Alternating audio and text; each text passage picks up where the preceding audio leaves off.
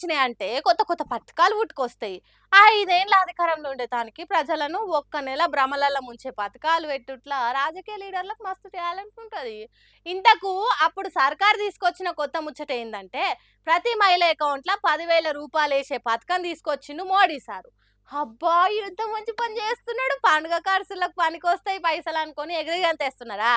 అట్లయితే పండుగ అప్పాల గంపల కాలేసినట్టే మీరు. ఎందుకంటే ఈ పథకం దేశం మొత్తానికి కాదు, ఒక బీహార్ రాష్ట్రంలోనే. ఇప్పుడు ఆ రాష్ట్రంలో ఎన్నికలు జరుగుతున్నాయి కదా, అందుకే ముఖ్యమంత్రి మహిళా రోజ్గార్ యోజన పథకానికి షురువు చేసిండు మోడీ సారు. మొత్తం 75 లక్షల మందికి 10,000 చొప్పున ఖాతాలలో డైరెక్ట్ పైసలు పడతాయట. దానికోసం సర్కారు 7,500 కోట్లు ఖర్చు పెడుతున్నదట. ఇక దీని మీద ఇన్ని రోజులు లేని పథకాలు ఇప్పుడే ఎందుకు పుట్టుకొస్తున్నాయి? ఇది అధికారికంగా ఓట్లను కొనే పనేనా? ఇది ప్రజాస్వామ్యాన్ని పబ్లిక్ ముంగట చంపుతున్నట్టే అని అంటున్నారు చాలా మంది. మరి అంతే కదా, ఉచితాలు వద్దు వద్దు అనేది వాళ్ళే, ఇట్లా ఉచితంగా పైసలు ఎన్నికల ముందు వంచేది వాళ్ళే.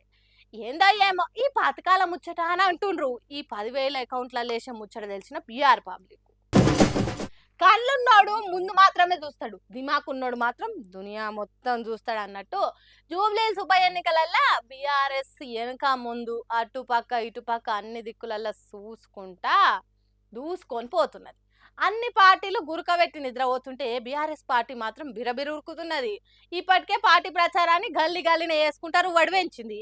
కేటీఆర్ మీటింగ్ మీద మీటింగ్ పెట్టుకుంటా కాంగ్రెస్ సర్కార్ని జూబ్లీహిల్స్ నియోజకవర్గంలో కథం పట్టించే మాటలు మాట్లాడుతున్నాడు. ఇక ఇప్పుడు ఏ పార్టీకి ఏ ఎమ్మెల్యే క్యాండిడేట్ ఎవరు అనేది తెలుసుకోలేక సతమతం అవుతుంటే బీఆర్ఎస్ పార్టీ మాగంటి గోపీనాథ్ భార్యనే పోటీకి దించాలని నిక్రం చేసిండ్రట.